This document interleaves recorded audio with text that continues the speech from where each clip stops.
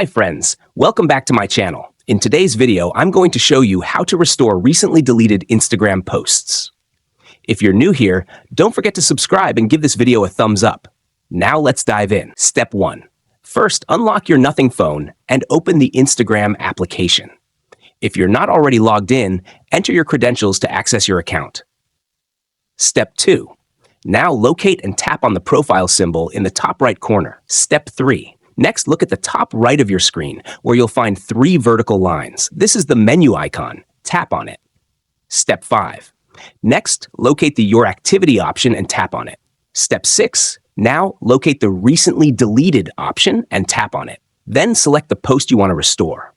Step 7. For the last and most important step, select the 3 vertical dots, then choose Restore.